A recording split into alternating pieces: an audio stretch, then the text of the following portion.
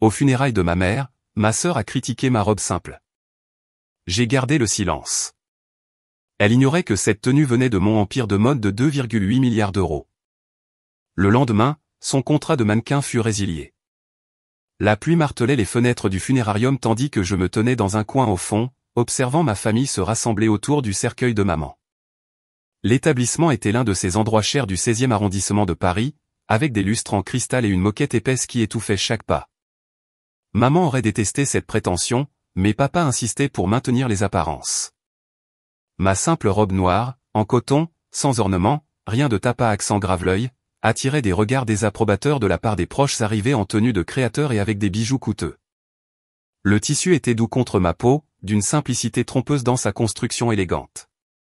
Chloé, siffla ma sœur Camille, se glissant à côté de moi avec ses cheveux blonds parfaitement coiffés et son sac Hermès à 1000 €. Elle portait un tailleur Chanel noir qui coûtait probablement plus que le salaire mensuel de la plupart des gens. Essaie au moins d'avoir l'air présentable la prochaine fois. Ce sont les funérailles de maman, pas une brocante. Elle fit un geste dédaigneux vers ma robe, son bracelet en diamant captant les lumières fluorescentes. Je veux dire, je sais que l'argent est un problème pour toi, mais tu aurais sûrement pu emprunter quelque chose de décent. Tu fais honte à la famille. Tante Béatrice vient de me demander si tu avais besoin d'aide financière pour acheter des vêtements appropriés. Je baissai les yeux sur ma robe, une pièce que j'avais personnellement conçue 6 mois auparavant.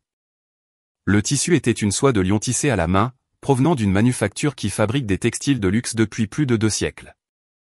La simplicité était intentionnelle, élégante dans sa retenue, ce que l'industrie de la mode appelait le luxe discret. Mais Camille ne voyait que ce qu'elle voulait voir, sa petite sœur, la déception de la famille. Trop pauvre pour s'habiller convenablement. Tu as raison, dis-je doucement, lissant le tissu qui avait coûté plus cher au maître que toute la tenue de Camille. J'aurais dû y réfléchir davantage. Camille sourit triomphalement et retourna au premier rang. Ses talons claquaient sur le sol en marbre, résonnant dans l'espace solennel. Papa se tenait près du cercueil dans son costume anthracite coûteux, jouant le rôle du veuf éploré tout en consultant secrètement son téléphone pour les mises à jour de la bourse. Son entreprise de conseil était en difficulté depuis 18 mois, bien qu'il ne l'admettrait jamais publiquement. Ses clients se tournaient vers des entreprises plus jeunes et plus innovantes, mais sa fierté l'empêchait de s'adapter au marché changeant. Mon frère Julien chuchotait à sa femme à propos de l'héritage, supposant que je ne pouvais pas les entendre. Il portait son plus beau costume bleu marine, celui qu'il avait acheté lors de sa promotion au poste de directeur régional au Crédit Métropolitain. Cette promotion était venue avec une confiance dangereuse, le poussant à accorder des prêts plus risqués et à contourner les réglementations. Pauvre Chloé, murmura la femme de Julien, Sophie, assez fort pour que la moitié de la salle l'entende. Elle travaille toujours dans cette petite boutique du Marais. Peut-être que maintenant que maman est partie, elle prendra enfin sa vie au sérieux. Sophie n'avait jamais travaillé, entièrement soutenue par le salaire bancaire de Julien et le fonds fiduciaire de ses grands-parents. Elle passait ses journées à faire du shopping et à assister à des déjeuners de charité où elle jouait à la philanthropie sans comprendre les causes. Je restais silencieuse, les laissant croire ce dont ils avaient besoin. Pendant 5 ans, j'avais soigneusement entretenu l'illusion d'être la jeune fille en difficulté travaillant dans une petite boutique de mode, vivant dans un appartement modeste, conduisant une Renault Clio de 10 ans. L'appartement était en fait un pantouse que j'avais acheté par le biais d'une société écran, conçue pour paraître modeste tout en contenant un espace de travail sophistiqué où je gérais mon empire grandissant. La Clio était délibérée, fiable, invisible, parfaite pour se déplacer en ville sans attirer l'attention. Ils étaient à l'aise, réussis dans leur esprit, complètement inconscients de l'empire que j'avais bâti, alors qu'ils rejetaient mes ambitions comme des fantaisies puériles. Le service funèbre s'éternisa avec des discours creux sur la gentillesse de maman. Je me souvenais d'elle différemment. La femme qui avait soutenu mon intérêt précoce pour la mode, qui m'avait conduite à des cours de design quand j'avais 12 ans, qui avait cru en ma vision quand tout le monde appelait ça jouer à la poupée. Elle avait économisé les pourboires du bistrot où elle travaillait la nuit pour payer mes fournitures d'art. Maman avait disparu de nos vies bien avant que le cancer ne l'emporte, usée par des années d'indifférence de papa et les exigences constantes de mes frères et sœurs. Pendant ces derniers mois, j'avais payé anonymement toutes ces factures médicales par le biais d'une fondation caritative que j'avais établie. La famille n'a jamais su d'où venait l'argent. Pendant la veillée, les proches s'approchaient avec ce mélange de pitié et de condescendance réservé aux membres de la famille qui n'avaient rien fait de leur vie. Chloé, ma chérie, roucoula tante Béatrice, comment tiens-tu le coup? Je sais que ça doit être particulièrement difficile pour toi. Avec ta situation. Oncle Philippe hocha la tête avec sympathie. Si tu as besoin d'aide pour trouver un meilleur travail, je connais des gens dans la gestion de vente au détail. Rien de glamour, mais un travail stable avec des avantages. Chaque offre était comme un petit couteau tordu avec de bonnes intentions et une incompréhension totale. Il voyait mon attitude calme et mon apparence modeste comme une preuve d'échec, sans jamais considérer que le succès pouvait être différent de leurs attentes. Après l'enterrement, la famille se réunit chez papa pour le repas traditionnel. La maison montrait des signes d'entretien différés et de difficultés financières, des meubles en cuir craquelé, une moquette à remplacer, de la peinture qui s'écaillait là où des dégâts des eaux n'avaient pas été traités.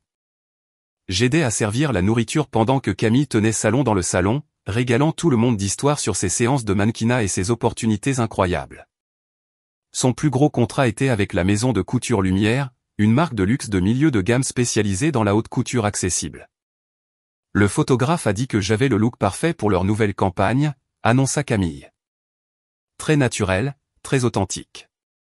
Il lance une grande campagne publicitaire le mois prochain, et je suis le visage de la marque. Elle ne mentionna pas le budget modeste de la campagne, ni que Lumière luttait pour concurrencer les plus grandes marques de luxe. Son contrat valait 200 000 € par an, un argent décent pour un mannequin régional, mais loin de la fortune qu'elle laissait entendre. Avez-vous vu la robe de Chloé aujourd'hui? Annonça Camille assez fort pour que je l'entende depuis la cuisine. Je veux dire, je comprends qu'elle ait des difficultés, mais il y a des limites à ce qui est approprié pour les occasions familiales. Plusieurs membres de la famille ricanèrent. Tante Béatrice secoua la tête avec sympathie. Cette fille a besoin d'être guidée. Peut-être que maintenant elle réalisera qu'elle ne peut pas continuer à prétendre être une sorte d'artiste. Je continuais à préparer les sandwichs, mon visage neutre. Les sandwichs provenaient d'un traiteur coûteux. J'avais payé anonymement pour toute la réception, sachant que papa ne pouvait pas se permettre le buffet que la famille attendait, mais n'admettrait jamais ses limitations financières. Laissez-les parler. Demain, tout changerait. Le lendemain matin, j'étais assise dans mon vrai bureau, non pas la petite boutique où je maintenais ma couverture, mais la suite exécutive au 42e étage de la Tour Céleste, à la Défense.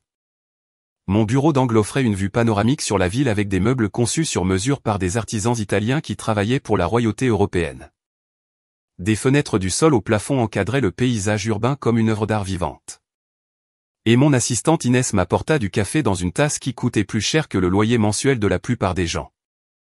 Le café provenait d'une petite plantation jamaïcaine qui produisait moins de 500 kilos par an. Les documents de résiliation sont prêts, mademoiselle Durand, dit Inès en posant un dossier en cuir sur mon bureau. Elle était diplômée de HEC Paris et parlait couramment 4 langues. Contrat d'exclusivité de Camille Durand avec la maison de couture Lumière, avec effet immédiat. J'examinais les documents. Le contrat de mannequinat de Camille était sur le point de disparaître. Elle n'avait aucune idée que la maison de couture Lumière n'était qu'une des 17 marques sous l'égide de ma société holding, Groupe Apogée. Elle s'était vantée auprès de la famille de sa grande percée 8 mois auparavant. La résiliation du contrat avait été soigneusement rédigée par mon équipe juridique. Différences créatives étaient assez vagues pour éviter les poursuites judiciaires tout en étant assez préjudiciables pour rendre les autres agences hésitantes. Dans le mannequinat, la réputation était tout, et les résiliations inexpliquées soulevaient des questions qui pouvaient mettre fin à une carrière. De plus, continua Inès, l'équipe financière a préparé des rapports sur la situation de votre famille. L'entreprise de conseil de votre père a 3 mois de retard sur le loyer de son bureau et risque l'expulsion. La banque de votre frère fait l'objet d'une enquête de l'autorité des marchés financiers pour des irrégularités de prêt avec de possibles poursuites pénales. Camille a utilisé ses revenus de mannequin pour couvrir d'importantes dettes de cartes de crédit. J'acquiesçais, sans surprise. Pendant qu'ils critiquaient mon manque d'ambition, j'avais observé tranquillement leurs difficultés financières. L'entreprise de papa déclinait depuis 2 ans, mais la fierté l'empêchait de l'admettre. Il avait perdu 3 clients majeurs au profit d'entreprises plus jeunes et plus innovantes. Julien avait pris des décisions douteuses, approuvant des prêts pour des amis et des membres de sa famille qui ne répondaient pas aux critères standards. Les autorités financières avaient remarqué le schéma et lancé une enquête qui pourrait aboutir à des accusations de fraude. Camille vivait au-dessus de ses moyens, finançant son style de vie avec des cartes de crédit, espérant que sa carrière de mannequin résoudrait tout. Elle devait près de 60 000 € sur 8 cartes. Mon téléphone vibra avec un SMS de Camille. Je viens d'arriver à ma séance photo. Ce contrat avec Lumière va tout changer. Peut-être que je pourrai enfin t'aider à trouver un vrai travail. Je t'aime, Serette. Visage envoyant un baiser. Je souris et posai le téléphone. Dans 3 heures, elle découvrirait que son contrat avait été résilié. L'industrie était petite et axée sur les ragots. La nouvelle se répandrait rapidement. D'autres agences supposeraient qu'elle avait fait quelque chose de mal, rendant une nouvelle représentation exponentiellement plus difficile. Mais je ne faisais pas ça par cruauté. Ma famille avait besoin de comprendre la réalité, leur réalité et la mienne. À 14h47, mon téléphone explosa d'appels. D'abord, Camille, hystérique et confuse. Puis, papa, exigeant de savoir si j'avais un lien quelconque avec les problèmes de carrière de Camille. Puis, Julien, convaincu que j'étais impliqué dans l'enquête sur sa banque. Je les laissais tous aller sur la messagerie vocale, écoutant avec une fascination croissante. Dans leur panique, ils révélèrent plus sur leur véritable situation qu'ils ne l'avaient jamais admis au cours d'années de conversations informelles. Au lieu de rappeler, je me dirigeais là où tout avait commencé. La boutique du Marais, cette même petite boutique où j'avais maintenu ma couverture, prétendant être une autre employée aidant les clientes à trouver des vêtements abordables. La boutique se trouvait sur un emplacement de choix, une vitrine étroite entre un café branché et une galerie d'art. La plupart des gens la voyaient comme une entreprise pittoresque, à peine rentable. Ils n'avaient aucune idée que tout le pâté de maison, y compris le café, la galerie et 6 autres bâtiments, m'appartenait par le biais de sociétés écrans. Je déverrouillai la porte et entrai, respirant l'odeur familière de tissus et de possibilités. C'est ici que j'avais testé mes premières créations, appris ce que les vraies clientes voulaient, bâti les fondations de tout ce qui a suivi. Les modestes profits de la boutique ne signifiaient rien comparé à sa valeur en tant qu'étude de marché. Mon téléphone sonna. Camille appelait pour la 6e fois. Chloé, s'il te plaît. J'ai besoin de parler à quelqu'un. Quelque chose de terrible est arrivé. La maison de couture Lumière a résilié mon contrat sans crier gare. Ils ne veulent pas me dire pourquoi. Juste différence créative. Je ne comprends pas ce que j'ai fait de mal. Sa voix était tremblante, désespérée. C'était probablement la première fois que son apparence et son charme ne résolvaient pas un problème immédiatement. Je suis désolé d'entendre ça, dis-je. Ces choses arrivent dans l'industrie de la mode. Mais j'ai besoin de ce travail. J'ai des factures, des paiements. Peut-être que tu pourrais te renseigner. Tu travailles dans la mode, non? Peut-être que quelqu'un dans ta petite boutique connaît quelqu'un. Ma petite boutique. Si seulement elle savait que la femme qu'elle méprisait possédait non seulement la maison de couture Lumière, mais aussi Création Zénith, Apogée Luxe et des usines de fabrication dans 12 pays. Je verrai ce que je peux faire, dis-je. Merci. Et Chloé, je suis désolé pour ce que j'ai dit hier aux funérailles. J'étais contrarié et je me suis défoulé sur toi. Ce n'était pas juste. Pendant un instant, j'entendis quelque chose de sincère dans sa voix. La sœur avec qui j'avais grandi avant que le succès et la compétition ne créent des fossés entre nous. Mais les excuses étaient motivées par le besoin, pas par une réelle compréhension. Ce soir-là, papa appela. Chloé, nous devons parler. Il y a des complications avec l'entreprise. Je pourrais avoir besoin d'emprunter de l'argent pour couvrir les dépenses pendant que je règle les choses. Combien d'argent? Demandai-je. Peut-être 20 000. Juste temporairement. Je sais que tu n'as pas beaucoup, mais si tu pouvais contracter un prêt. 20 000 €. J'avais dépensé plus que ça pour la robe que je portais aux funérailles de maman. La simple robe que Camille avait critiquée. Je ne pense pas que je puisse trouver ce genre d'argent, dis-je. D'accord. Bien sûr. Nous trouverons une solution. La défaite dans sa voix était déchirante. Il avait bâti son identité sur le fait d'être le patriarche à succès. Admettre un échec financier à sa plus jeune fille était dévastateur. Le lendemain apporta d'autres appels. Julien avait besoin d'une représentation légale. Camille avait été lâchée par son agence et risquait l'expulsion. L'entreprise de papa était au bord de la faillite. Et ils se tournaient tous vers moi, l'échec de la famille. N'attendant rien mais espérant de petits miracles. Je décidai qu'il était temps d'organiser une réunion de famille.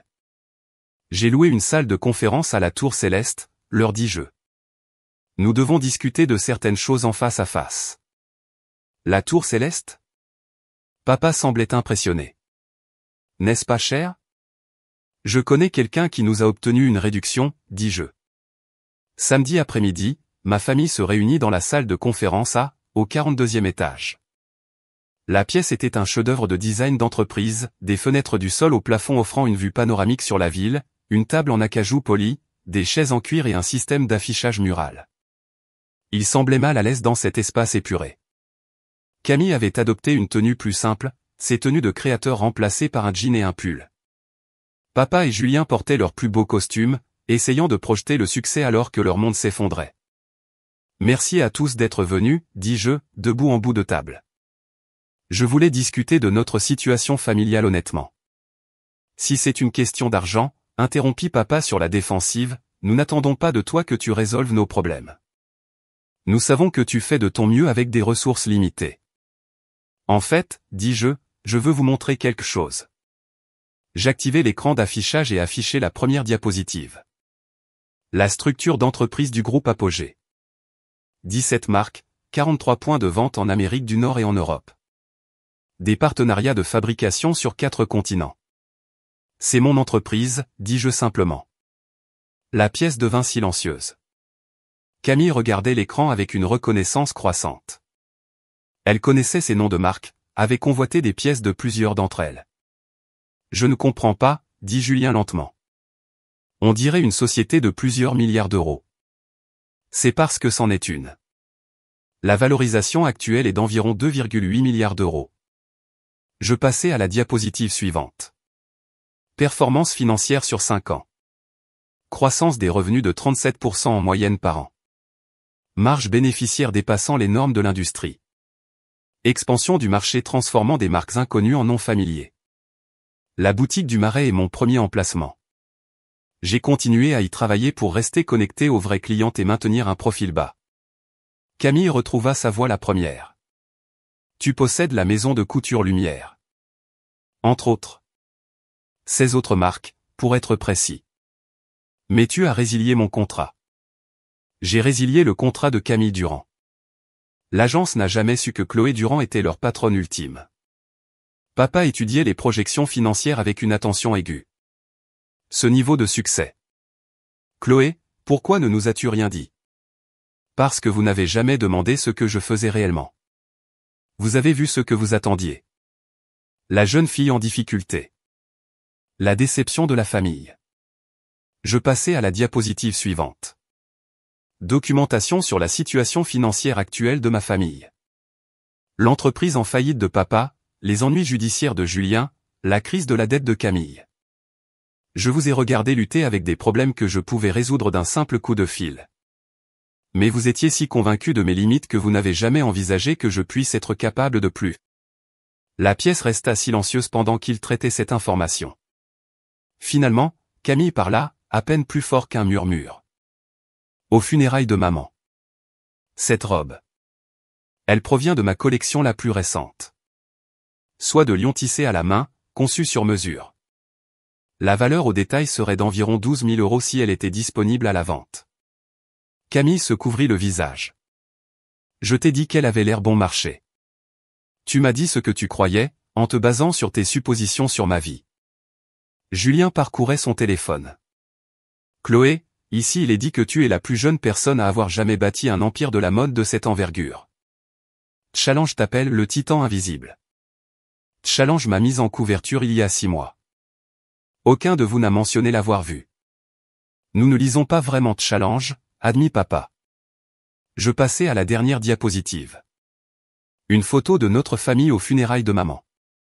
Nous étions debout autour du cercueil, chacun isolé malgré notre proximité. Papa consultant son téléphone, Julien chuchotant à propos d'argent, Camille posant même dans le deuil, et moi, seul dans ma simple robe. Maman savait, dis-je doucement. Pas les détails, mais elle savait que je construisais quelque chose d'important. Elle était la seule qui me posait des questions sur mon travail, qui écoutait quand je parlais de design et de stratégie commerciale. La pièce semblait lourde de regrets inexprimés. Et maintenant? Demanda papa. Cela dépend de ce que vous voulez. Je peux résoudre vos problèmes financiers immédiats. Tous, avec un seul virement bancaire. Mais je ne retournerai pas à être traité comme l'échec de la famille. Camille leva les yeux, des larmes coulant sur son visage. Je ne sais pas comment m'excuser pour ça, pour ne pas t'avoir vu. Tu peux commencer par me voir maintenant. Vraiment me voir, pas la version qui correspond à tes attentes. Au cours des 2 heures suivantes, nous avons commencé à reconstruire nos relations familiales sur la vérité plutôt que sur des suppositions. La conversation fut douloureuse, pleine de reconnaissance de blessures et d'années d'incompréhension, mais aussi curative. J'offris à papa un contrat de consultant avec le groupe Apogée. Son expérience commerciale était précieuse, juste mal appliquée.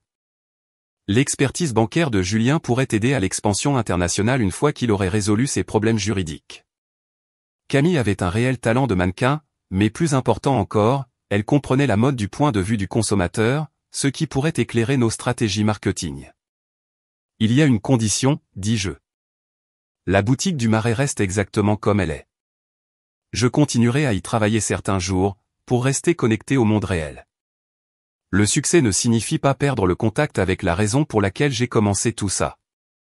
4 mois plus tard, notre famille se réunit à nouveau pour une occasion plus heureuse.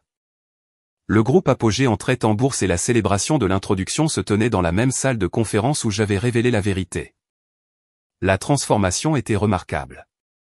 Papa s'était jeté dans le travail de consultant avec une énergie renouvelée, aidant à revitaliser 3 entreprises de mode en difficulté que nous avions acquises. Julien avait résolu ses problèmes juridiques et avait été promu à la tête des opérations bancaires internationales pour notre expansion européenne.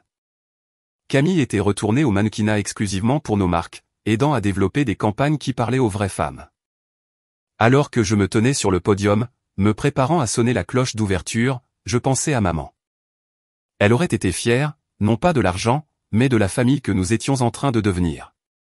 Une famille qui se voyait enfin clairement.